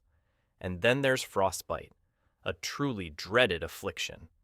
Even a brief exposure of unprotected skin to the ferocious bite of sub-zero temperatures, perhaps during a nighttime trip outside to relieve yourself, or if a limb slips out from beneath your meager blankets, can lead to the flesh freezing solid. The initial numbness gives way to excruciating pain upon rewarming, or worse, to a dead, blackened area that might eventually lead to the loss of fingers or toes. Your frostbite prevention tip number 1 might be a grim jest. Try not to have extremities. When sickness strikes in the dead of a freezing night, your options for treatment are heartbreakingly limited. There's no village doctor to call, no pharmacy open late. University-trained physicians are for the wealthy lords, not for peasants like you. You rely on self-care, family support, and the traditional folk remedies passed down through generations, administered by the flickering, unreliable light of a rushlight, if you can even spare the fat to burn one. For a hacking cough, your spouse might prepare a warm infusion of horehound or coltsfoot, sweetened with a precious dab of honey if you have any. A poultice of mashed, heated onions or garlic might be applied to your chest, its pungent aroma adding another layer to the hovel's complex scent profile. You might inhale steam from a wooden bowl of hot water infused with strong-smelling herbs like thyme or pine needles, hoping to clear your congested lungs. For aches and pains, a warming rub made from rendered animal fat mixed with herbs like rosemary or comfrey might be applied. Or, you might simply try to keep the afflicted joint as close to the dying embers of the hearth as possible. If there's a local wise woman or folk healer in your village, she might be consulted, though rousing her on a bitter winter night is a serious undertaking. Her knowledge of herbal remedies is extensive, a blend of practical experience and inherited lore. She might offer a specific brew for a fever, a salve for chilblains, or a charm to ward off further sickness. A quirky tidbit is the widespread peasant belief in protective amulets or charms specifically against winter illnesses. You might wear a small leather pouch around your neck containing a dried sprig of rowan, a wolf's tooth, or a particular combination of herbs, all believed to possess apotropaic qualities to fend off the coughs, colds, and evil influences that thrived in the cold, dark months. Dealing with the initial stages of frostbite in your hovel is terrifying. The instinct might be to rapidly warm the frozen part by the fire, but this often causes more damage. Gradual rewarming is key, if you even know this. More often, the injury is poorly understood, and by morning, the damage might be irreversible, leading to infection, gangrene, and potentially a visit to a barber surgeon for a crude amputation in the days to come, if you survive that long. The medieval cure for everything sometimes felt like it boiled down to, have you tried rubbing some more dung on it and praying a bit harder? Though, of course, some remedies did have a basis in observation. The high infant and child mortality rates in the medieval period, a grim mainstream historical fact, were significantly exacerbated by these harsh winter conditions and the prevalence of respiratory diseases against which there was little effective defense. Every sick child was a source of profound parental anxiety, their shallow, rasping breaths monitored throughout the long, fearful night. Life expectancy in general was much lower than today, and winter was a particularly perilous filter. The efficacy of these folk remedies is naturally a subject of ongoing scholarly discussion. Historians still argue whether the extensive body of medieval folk medicine, particularly those treatments employed by peasants for common winter ailments like coughs, fevers, and topical afflictions, contained a significant number of empirically effective botanical or practical treatments derived from generations of careful observation and trial and error, or if their perceived benefits were largely attributable to the powerful placebo effect, the natural course of many self-limiting illnesses, and the immense psychological comfort derived from simply doing something in the face of suffering. So, as you lie there, shivering with fever, or listening to the distressed coughing of a loved one, the darkness of your freezing hovel becomes a crucible of fear and helplessness. The cold seems to amplify every symptom, every worry. The long hours stretch out, marked only by the sounds of sickness and the relentless howl of the winter wind, a stark reminder of your fragility and the constant, precarious struggle for basic health and survival until the hoped-for, but still distant dawn. The long, frozen medieval winter night, filled with the anxieties of sickness and the deep, pervasive cold we just shivered through into, brings with it another layer of profound discomfort and daily struggle. Ice. Not just the picturesque frost on the landscape outside, but ice that invades your very living space. Ice that locks away essential resources, multiplying your misery and making even the simplest tasks an exercise in endurance. Your most immediate and pressing concern as the temperature plummets to its lowest depths is water. The small stream or village well that provides your family with water for drinking, cooking, and what little washing you manage is likely frozen solid, or at least covered with a thick layer of ice that requires considerable effort with an axe or heavy pole to break through. This task, usually performed at the start of the day, is brutal. Imagine yourself, already numb with cold from your hovel, venturing out into the pre-dawn blackness to hack at stubborn ice. Your fingers quickly losing all sensation, the wind trying to tear the axe from your grasp. Every bucket of water is won through a painful, exhausting battle. You might prefer your water on the rocks, but not when the rocks are the only way to get to the water. And even if you manage to haul a bucket or two back to your dwelling, your troubles aren't over. Remember that unheated, drafty hovel we detailed in? Any water stored inside in wooden buckets or earthenware pots will also freeze solid overnight if the temperature drops sufficiently. You might wake to find your precious water supply transformed into an unusable block of ice. This means no water for a morning drink, no water to make your meager pottage, your bland fuel from, and certainly no water for washing your face or hands, unless you can spare the precious fuel and time to melt it over the slowly rekindling hearth fire. The ice doesn't just confine itself to your water bucket. It can make its presence felt throughout your living space. That packed earth floor we've discussed, in the deepest cold, the moisture within it can freeze, turning your floor into an uneven, rock-hard, and incredibly cold surface. It's like living on a poorly maintained skating rink, except without the fun or the skates. Any drips from a leaky patch in your thatched roof, a common occurrence, might form small stalactites of ice hanging from the rafters, or create treacherous patches of slick ice on the floor where they land. Condensation from your family's breath and any animal sharing your space, as we considered in, can freeze onto the inner surfaces of your wattle and daub walls, coating them with a shimmering but utterly frigid layer of frost. Then there are the challenges of winter sanitation, already a grim affair in medieval times, made exponentially worse by the ice and cold. The chamber pot, that ubiquitous feature of medieval domestic life, is an even more unpleasant companion when its contents might freeze solid before you have a chance to empty it.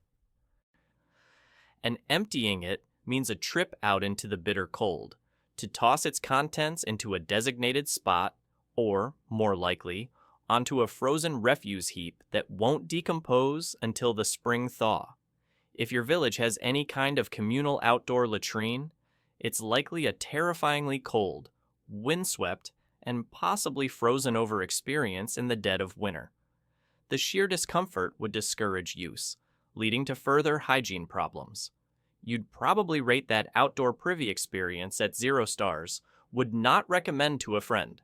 Washing your hands, let alone any larger part of your body, becomes an almost insurmountable challenge when water is frozen and fuel for heating it is so scarce. This lack of basic hygiene naturally contributes to the spread of diseases, adding another layer of risk to your already precarious existence. If you are sheltering livestock inside, managing their waste on a frozen floor, and disposing of it onto frozen ground outside becomes an even more laborious and unsanitary task. A quirky, practical tidbit for trying to combat this internal freezing was how peasants might attempt to keep a small supply of water liquid overnight. The precious water bucket wouldn't just be left in any corner, it would be wrapped in every spare piece of sacking, old wool, or even bracken and straw you could find, and then placed in the warmest part of the hovel, which usually meant as close as possible to the huddled mass of sleeping humans and animals, hoping that the minimal radiant body heat might keep the worst of the ice at bay, or at least make it thinner and easier to break in the morning. The sheer amount of labor involved in just obtaining the basic necessities for survival, water and fuel, during these icy conditions is a mainstream historical fact. A huge portion of a medieval peasant's winter day, and a vast amount of their physical energy, would be consumed by these fundamental tasks, leaving little time or strength for much else. Every drop of water, every stick of firewood, represented a significant investment of effort against a hostile environment. The impact of these grim winter sanitation conditions on health is also a matter of consideration. Historians still argue whether the extreme winter sanitation challenges faced by medieval peasants, including frozen waste and the inability to maintain personal or domestic cleanliness, significantly contributed to the spread of specific winter diseases beyond common respiratory ailments and skin infections, or if the hardy peasant population had perhaps developed certain baseline immunities or unrecorded coping mechanisms that mitigated some of the worst bacteriological threats in the frigid environment. So, ice is not just an external feature of the winter landscape. It's an internal invader in your medieval peasant hovel. It hardens your floor, chills your walls, steals your water, and makes every aspect of daily life, from cooking to basic hygiene, a struggle against its unyielding, frigid grip. It multiplies your misery, adding another layer of physical hardship to the darkness, the damp, and the constant gnawing cold, making any small comfort you can find all the more precious. The medieval winter night, as we've just experienced through the misery of frozen water and icy conditions in 3, is an almost unceasing assault on your physical well-being. Your peasant hovel offers scant protection, and your body is a shivering testament to the season's brutal power. Yet, even in the depths of such profound hardship, the human spirit, yours included, possesses a remarkable resilience, a deep-seated need to find small solaces, fleeting comforts, and fragile hopes to cling to during these bleakest of hours. With the world outside locked in an icy, impenetrable darkness, and your own small shelter offering little more than a shared space of shivering humanity, your mind becomes a crucial refuge, One of the primary forms of comfort and distraction during these long, cold nights is storytelling. Remember the importance of oral tradition we've touched upon in previous contexts? Now, it truly comes into its own. Gathered as close as possible to the dying embers of the hearth, or huddled under your shared woolen blankets, your vital, itchy armor from, you and your family might pass the time with tales. An elder might recount stories of your ancestors, their own struggles and triumphs. You might share half-remembered legends of local saints, mischievous fairies, or fearsome beasts that once roamed the land. Sometimes it's just the retelling of familiar village gossip, a way to feel connected to the wider community, even when isolated by the storm. The flickering, unreliable light of a single rushlight casts dancing shadows on the smoky walls, adding to the atmosphere as your imagination paints vivid pictures from the spoken words. It's your own private medieval cinema, with an unlimited library, powered by memory and voice. Alongside stories, there might be simple songs. A mother might hum a soft, ancient lullaby to a restless, cold child. Someone with a decent voice might lead a mournful folk ballad or a more hopeful hymn. Even without musical accompaniment, for few peasants would own an instrument beyond perhaps a crudely carved wooden pipe or a small hand drum. The sound of human voices raised together in song offers a profound sense of connection and a momentary lift to weary spirits.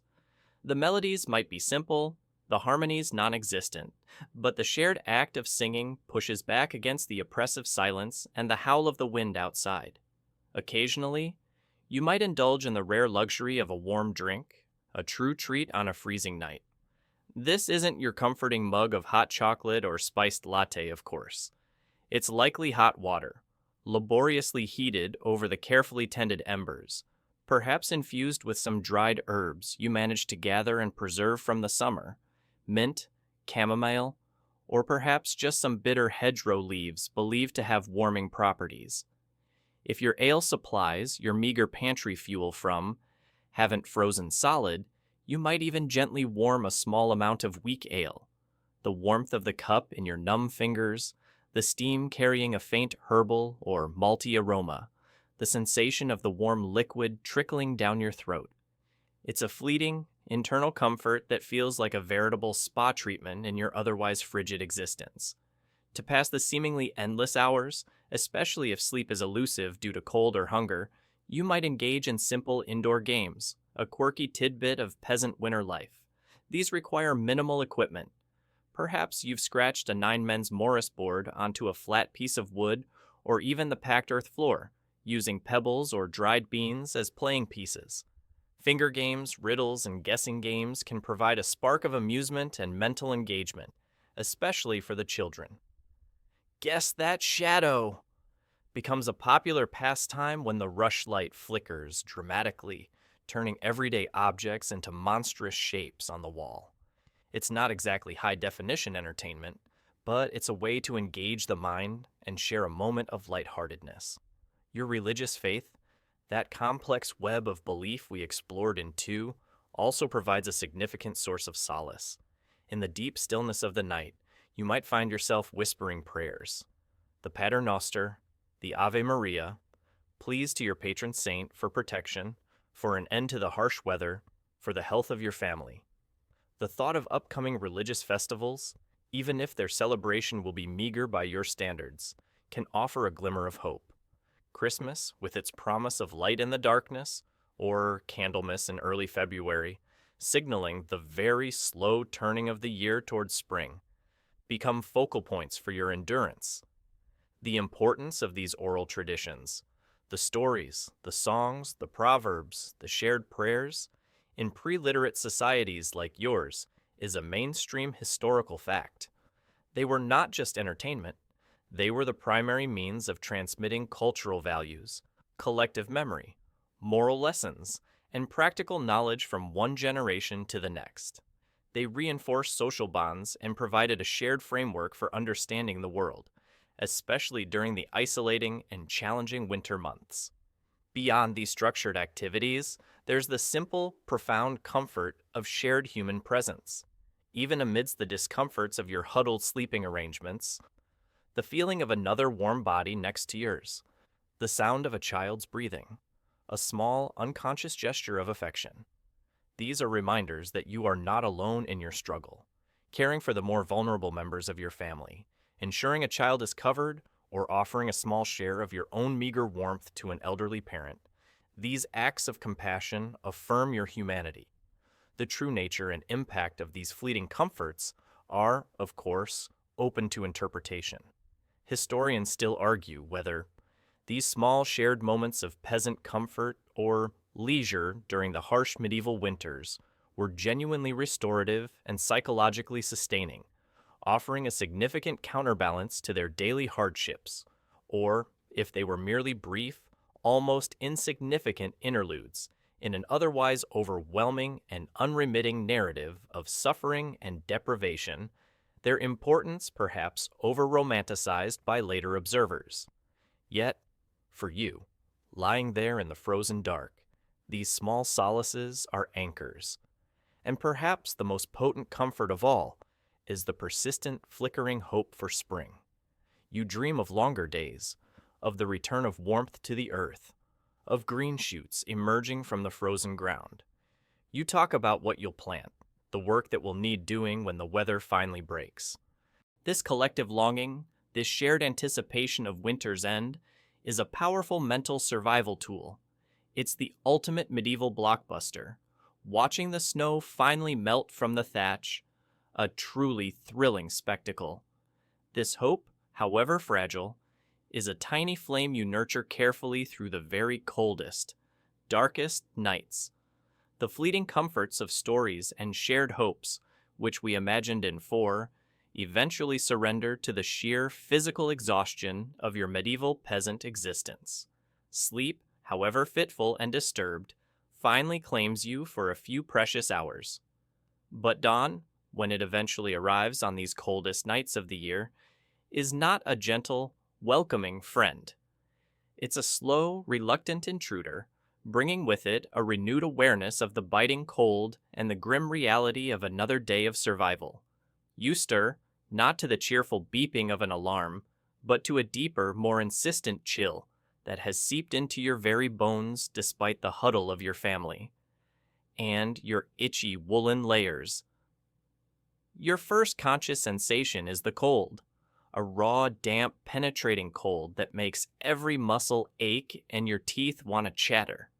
You open your eyes to a world still largely swathed in darkness, the faint, gray, almost grudging light of a midwinter dawn barely filtering through the tiny, ill-fitting window shutter or the cracks in your hovel walls, your drafty shelter from. The first thing you might actually see is your own breath, pluming in the frigid air of your single room like a tiny personal cloud.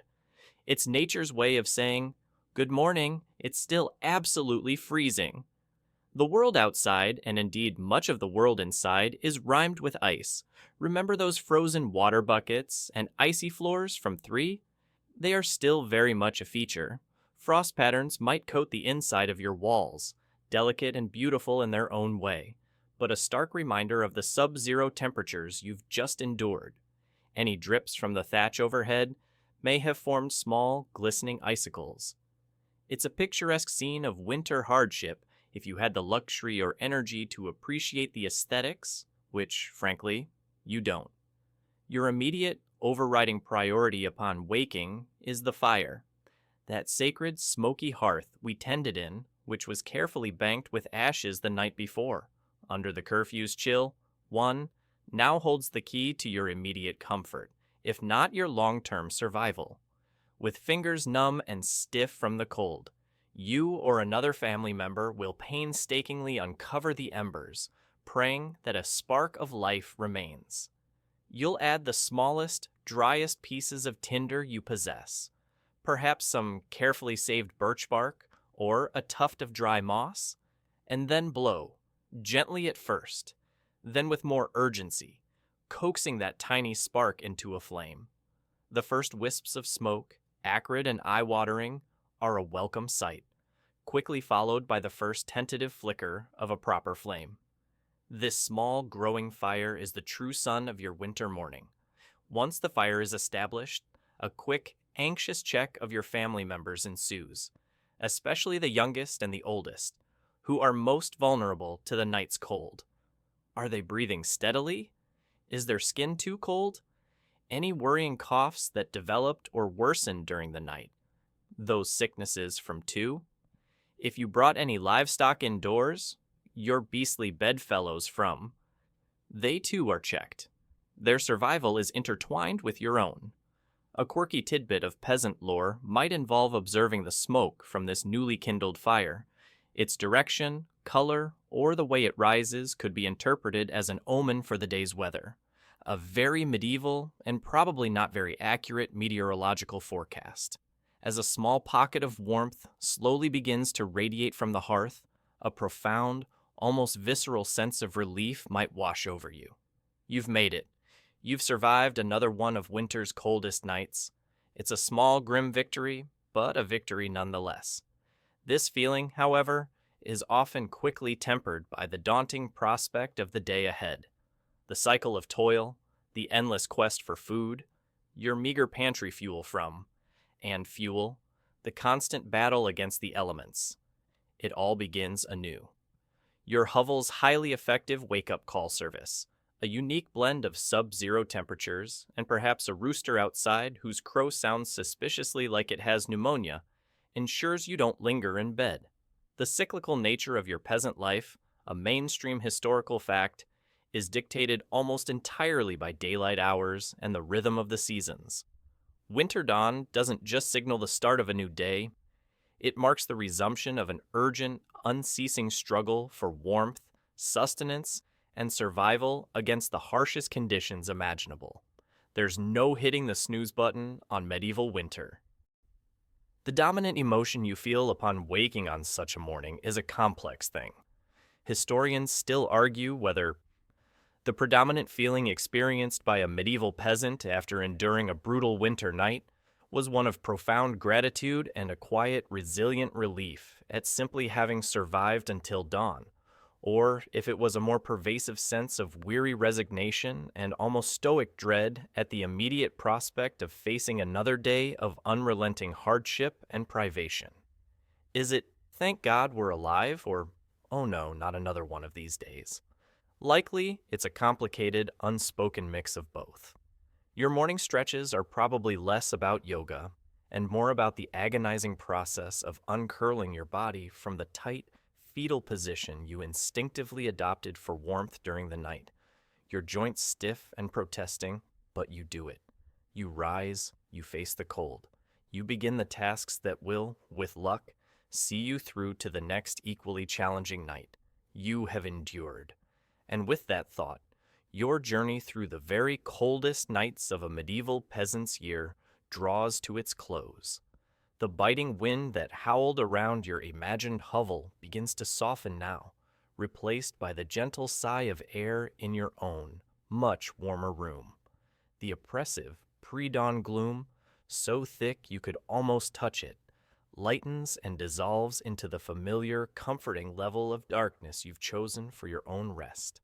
That deep, penetrating chill, the kind that settles in your bones and refuses to leave, now recedes, replaced by the snug embrace of your own blankets, the supportive welcome of your own mattress, the rough, itchy wool of peasant garments, the damp straw of a shared pallet, the acrid smoke of an open hearth. All these sensations fade away, leaving only the soft, clean textures and scents of your own peaceful sleeping space. The anxieties of that distant, frozen world, the constant fear of cold, hunger, and darkness, can be gently laid aside. You are here, in your own time, in your own comfortable bed, shielded from such elemental struggles by centuries of innovation and a degree of everyday comfort that would have seemed an impossible, utopian dream to your medieval counterpart. Allow yourself to fully appreciate this simple, profound luxury. Let the weight of those imagined hardships drift away, becoming as light and insubstantial as a fading echo. There is nothing you need to fight, no bitter cold to endure, no desperate measures to contemplate. There is only the quiet invitation to rest, to let your body and mind sink into a deep, untroubled, and truly restorative sleep, a sleep filled with warmth, peace, and the sweet dreams of your own secure and comfortable world. End of script. Sweet dreams.